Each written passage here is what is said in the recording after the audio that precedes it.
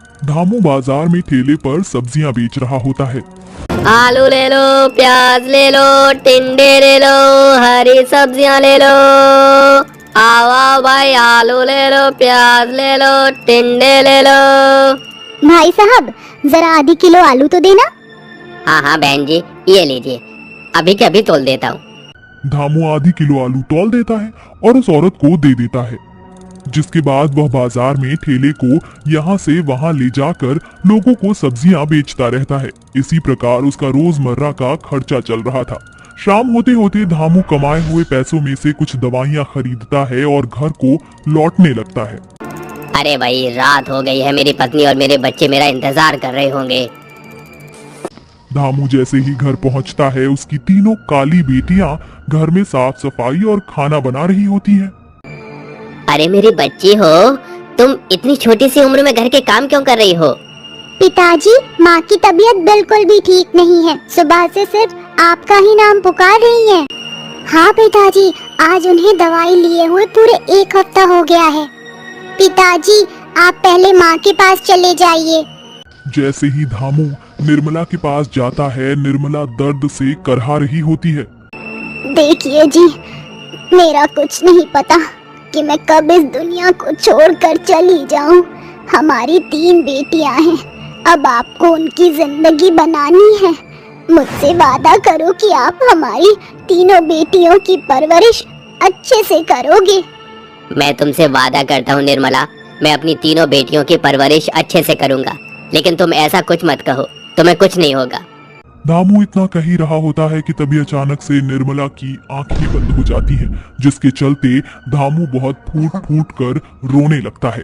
धामू अपनी पत्नी निर्मला का अंतिम संस्कार कर देता है, जिसके बाद वह सब्जी बेचकर अपनी तीनों बेटियों को पढ़ाने लिखाने का काम शुरू कर देता है।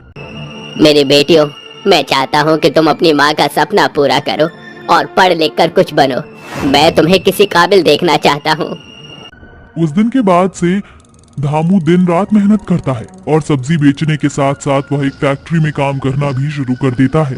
देखते ही देखते कुछ समय बीतने लगता है, जिसके चलते उसकी बेटियां शादी के लायक बड़ी हो जाती हैं। एक दिन धामू फैक्ट्री में काम कर रहा होता है।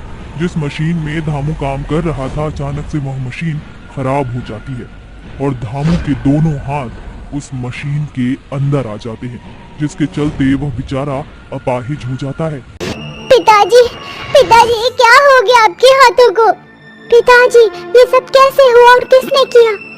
बेटी, इसमें किसी की कोई गलती नहीं है। मेरी ही गलती की वजह से मेरे दोनों हाथ मशीन में चले गए और मैं अपाहिज हो गया। नहीं पिताजी, ऐसा मत कहिए। आपके दोनों हाथ अभी सही सलामत है। हम तीनों बेटियां आपके दायां और बायां हाथ हैं। बेटियों, मैं तुम्हें पढ़ा लिखा तो नहीं पाया, लेकिन तुम्हारी शादियों के लिए मैंने कुछ पैसा जोड़ा है। तुम शादी करके अपना घर बसा लो। आपको इस हालत में कैसे छोड़ सकते हैं पिताजी? अरे बेटिया, बेटी तो पराया धन होती है, एक ना एक दिन तो उन्हें जाना ही होता है। तो क्यों चिंता करती है मेरी बच्ची? धामू की तीनों बेटियां उसकी बातें सुनकर रोने लगती हैं, जिसके बाद बेचारा अपाहिज धामू अपनी तीनों बेटियों के लिए रिश्ते ढूंढना शुरू कर देता है। लेकिन कई कोशिशों के बाद भी उसे अपनी बेटियों के लिए कोई अच्छा रिश्ता नहीं मिल पाता, क्योंकि उसकी बेटियों का रंग सांवला था। अरे भाई साहब, क्या बताएं तुम्हें, आजकल कोई भी काली या सांवली लड़कियों से शादी नहीं करना चाहता। सबको तो अपने घर में गोरी बहू चाहिए। जैसे पंडित जी, मैं अपनी तीनों बेटियों की शादी अच्छे घर में करना चाहता हूँ। उसके चलते मुझे जितना दहेज देना होगा मैं वो भी दे दूंगा। अच्छा ऐसी बात है, तो फिर ये देखो, ये 3 लड़के तीनों भाई हैं और अच्छे घर से हैं। तीनों खुद की कंपनी चला रहे हैं। धामू को वह तीनों लड़के पसंद आ जाते हैं।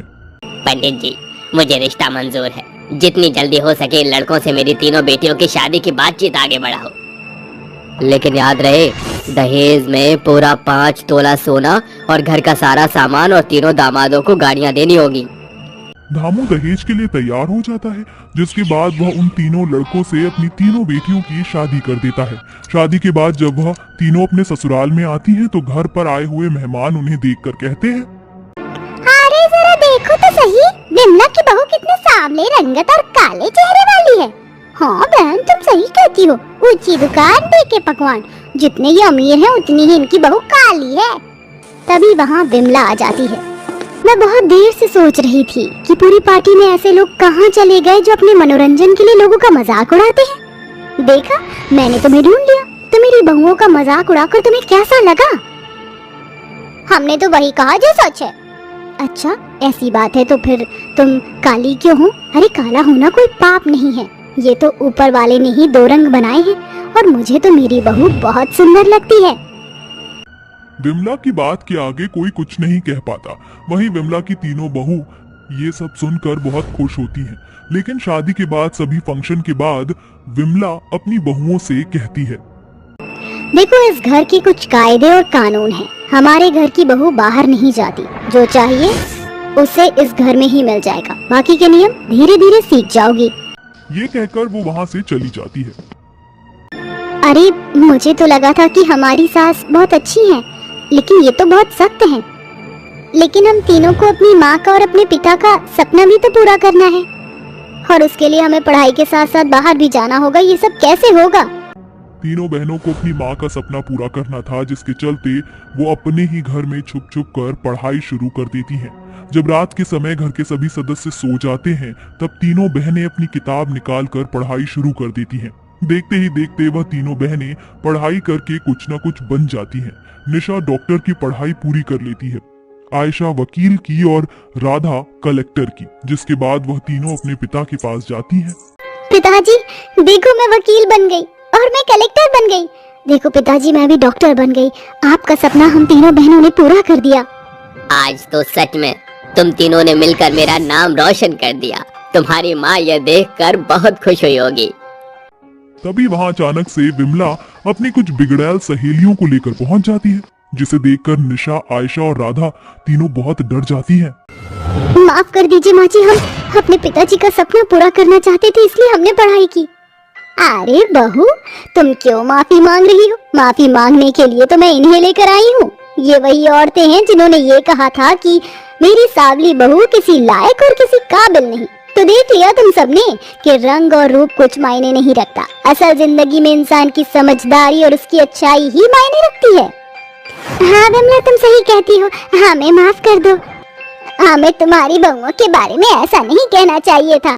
विमला अपनी तीनों बहुओं को गले से लगा लेती है और उन्हें फक्र से अपने घर वापस लेकर जाती है, जिसके बाद वह सभी एक साथ खुशी खुशी रहने लगते हैं।